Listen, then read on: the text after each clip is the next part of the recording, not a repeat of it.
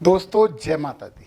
आज हम बात करने वाले हैं कृतिका नक्षत्र की जुलाई से दिसंबर पूरे 6 महीने के फल कथन के बारे में। कृतिका नक्षत्र में दो राशियां आती हैं।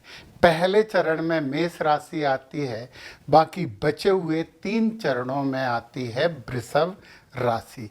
और इसका जो फल कथन हम करने वाले हैं वो सर्वतोभद्र चक्र के आधार पर करने वाले हैं और इसे त्रिलोक के दीपक कहा जाता है। और पहली बार इसका उल्लेख भद्र मार्तंड में मिलता है।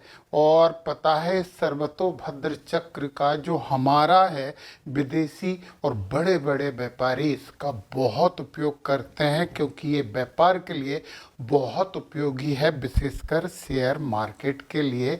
और मैं 2 तारीख से इसकी क्लासेस शुरू करने वाला हूं जिसमें पूरा सर्वतोभद्र चक्र, नक्षत्र, ग्रह और उनका कारकत्व, प्रभाव और उसके साथ साथ नव तारा चक्र और चंद्र कालानल चक्र, कोटा चक्र और इस सर्वतोभद्र चक्र से कैसे हम व्यापार में उपयोग कर इस सर्वतोभद्र चक्र का कैसे हम व्यापार में उपयोग कर सकते हैं, ये सभी जानकारियां आपको प्राप्त होंगी।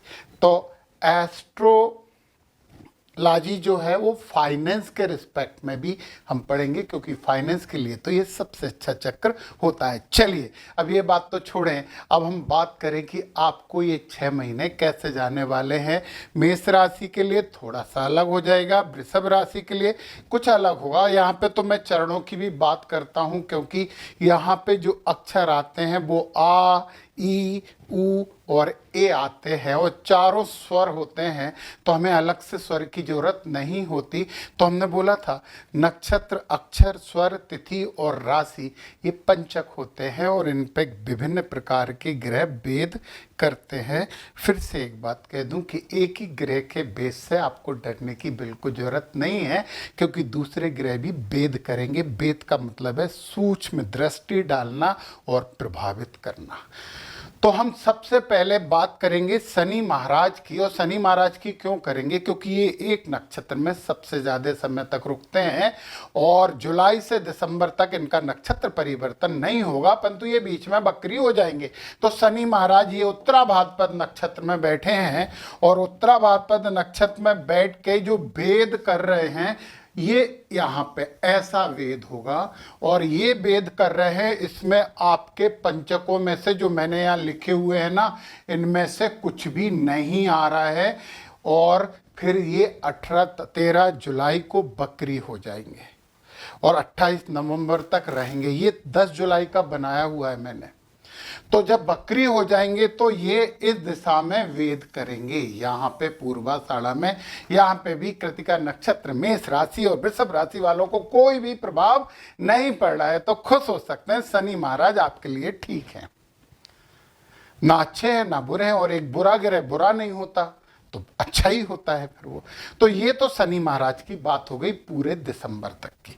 अब हम जो दूसरे नंबर बात करने वाले हैं वो दूसरे नंबर बात करेंगे हम यहाँ पे राहु महाराज की, क्योंकि राहु भी बहुत समय तक और दिसंबर तक पूर्वा भाद्रपद में ही रहने वाले हैं। तो राहु महाराज का 3 वेद होते हैं। पहला वेद आपकी दोनों की राशियों के साथ पुनर्वसु नक्षत्र में हो गया। जब राहु राशि को वेद करते हैं तो कार्यों में विघ्न देते हैं। मैं फिर से बोलता हूं कि कार्य को रोकते नहीं हैं, कार्यों को में विघ्न देते हैं।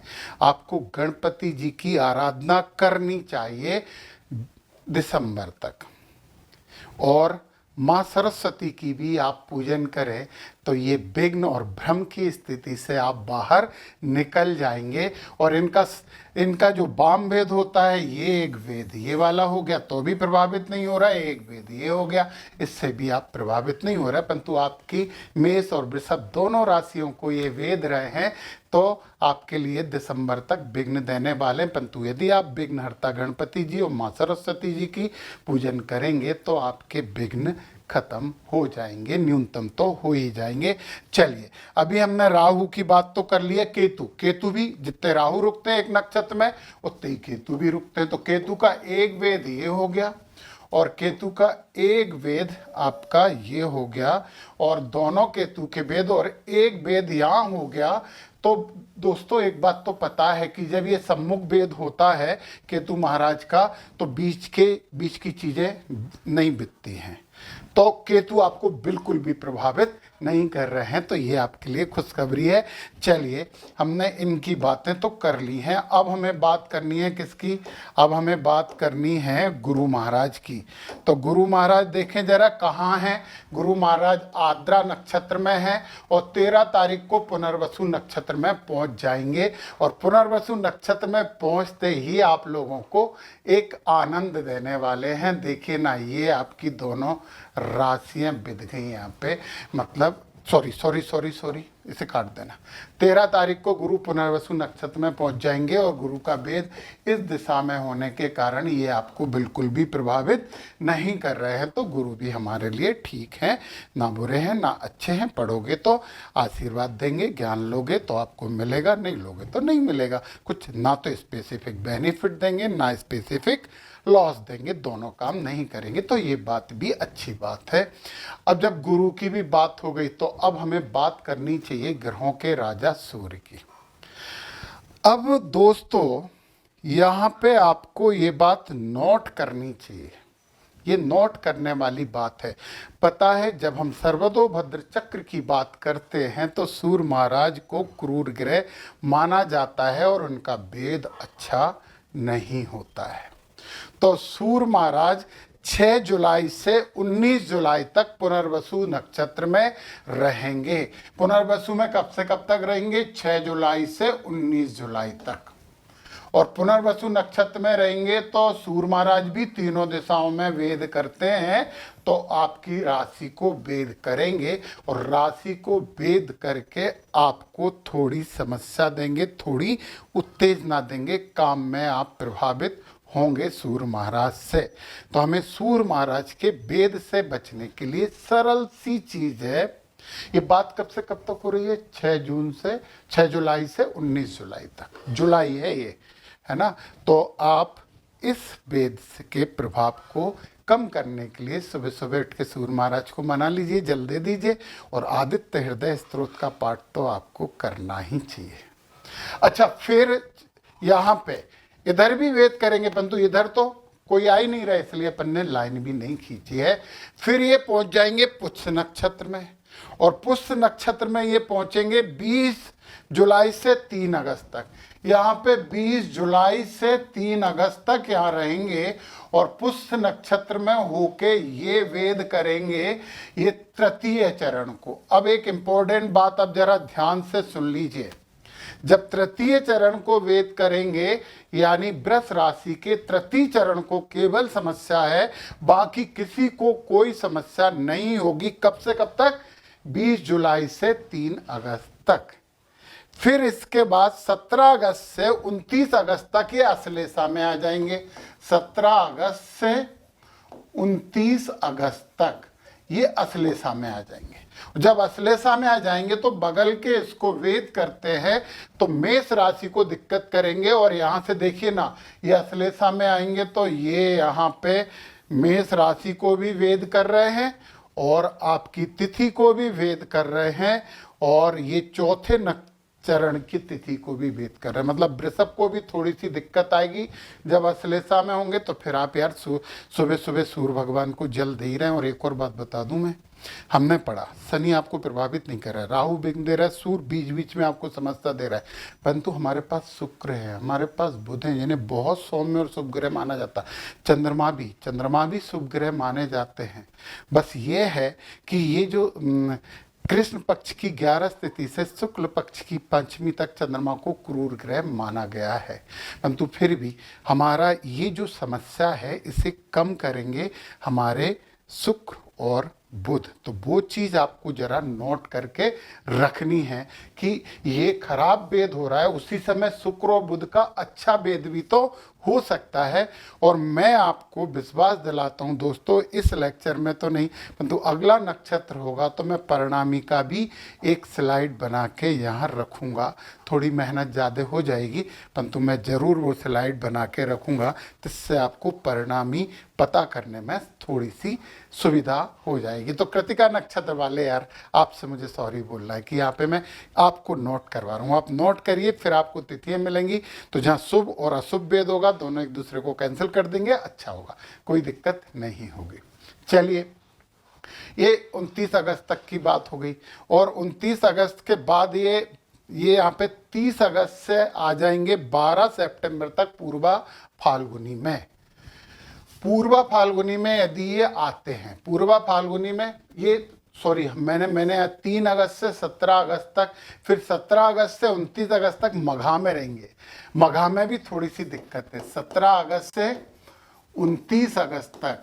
और पता मघा में ये क्या कर रहे हैं, मघा में ये वृष राशि को तृतीय चरण को थोड़ा प्रभावित कर रहे हैं, बाकी मेष फर्स्ट और वृष राशि के बचे हुए चरणों को प्रभावित नहीं कर रहे हैं, तृतीय चरण को केवल प्रभावित कर रहे हैं। और फिर 30 अगस्त से 12 सितंबर तक पूर्वा फाल्गुनी में रहेंगे। यहाँ पे 30 अगस्त से 12 सितंबर ये पूर्वा फाल्गुनी नक्षत्र में रहेंगे। और पूर्वा फाल्गुनी नक्षत्र में रह के ये क्या कर रहे हैं, यहाँ से यहाँ तक तो ये किसी को नहीं काट रहे हैं, यहाँ से यहाँ तक भी, तो यहाँ पे ये यहाँ पे भी कोई प्रभाव नहीं दे रहे हैं पूर्वा फाल्गुनी में। तो इसको आपके लिए शांति और सुकून वाला समय निर्धारित कर लेते हैं। फिर यहाँ पे आएंगे 27 सितंबर से 9 अक्टूबर हस्त। ये आए 27 सितंबर टू 9 अक्टूबर। हस्त में जब आएंगे तो ये वृष चतुर्थ चरण को प्रभावित करेंगे, बाकी चरणों को ये प्रभावित नहीं करेंगे। ये कब से कब तक, 27 सितंबर से 9 अक्टूबर तक। आप केवल चतुर्थ चरण वृष राशि, बाकी तीनों चरणों को और मेष राशि को कोई समस्या नहीं है, ये बात आप ध्यान रखिए। फिर 6 नवंबर से 18 नवंबर तक ये विशाखा में आ जाएंगे। 6 नवंबर से 18 नवंबर ये विशाखा में आ जाएंगे। और जब ये विशाखा में आएंगे तो ये दूसरा चरण, पहला चरण, वृषभ राशि और नक्षत्र सबको वेद रहे हैं। ये समय 6 नवंबर से 18 नवंबर तक का समय आपको निश्चित ही सूर्य भगवान का आदित्य हृदय स्तोत्र करना ही करना चाहिए। सूर्य भगवान को मनाते रहना चाहिए, बहुत जरूरी है। फिर 19 नवंबर से 2 दिसंबर अनुराधा में आ जाएंगे। 19 नवंबर से 2 दिसंबर, और जब अनुराधा में आएंगे तो देखिए जरा, ये फिर यहाँ पे इतनी चीज़ों को, 3 चीज़ों को कर रहे हैं। तो तीसरा चरण, चौथा चरण और मेष राशि इनको प्रभावित कर रहे हैं। तो आप लोग तो वो कर ही रहे हैं, आदित्य हृदय स्तोत्र तो सुबह सुबह सूर्य को जल चढ़ा ही रहे हैं। ये सूर्य के इतने प्रभाव हो गए। और फिर से बता दूं कि जो राहु, शनि और केतु ये जो बुरे प्रभाव देते हैं, ये थोड़े ज़्यादा बुरे प्रभाव देते हैं। सूर्य भगवान उतने बुरे प्रभाव नहीं देते हैं, इसलिए आपको ज़्यादा समस्याएं नहीं होनी चाहिए। चलिए, अब हम सूर्य के बाद मंगल पे आते हैं। चलो, तो मंगल तो थोड़ा सा सूर्य से ज़्यादा देर तक रुकते हैं, जरा फटाफट फटाफट फटाफट ये सब हटाना पड़ेगा ना हमें। अब हम आ जाते हैं मंगल महाराज पे। ये मंगल महाराज यहाँ बैठे हैं पूर्वा फाल्गुनी में। 14 अगस्त से 3 सितंबर तक ये हस्त नक्षत्र में रहेंगे। हस्त नक्षत्र, मंगल की बात कर रहे हैं, अब मंगल की बात कर रहे हैं। 14 अगस्त से 3 सितंबर तक ये मंगल महाराज हस्त में रहेंगे। और जब हस्त में रहेंगे तो वृषभ राशि वाले को प्रभावित करेंगे, चौथे चरण को। तो हनुमान चालीसा आपको करना चाहिए। कब? 14 अगस्त से 3 सितंबर तक ये मंगल महाराज करेंगे। फिर 1 नवंबर से 20 नवंबर अनुराधा में होंगे। 1 नवंबर से 20 नवंबर ये मंगल महाराज जो हैं वो अनुराधा में होंगे। और यहाँ से भी अनुराधा में ये तीसरे चरण को, चौथे चरण को और मेष राशि को प्रभावित कर रहे हैं।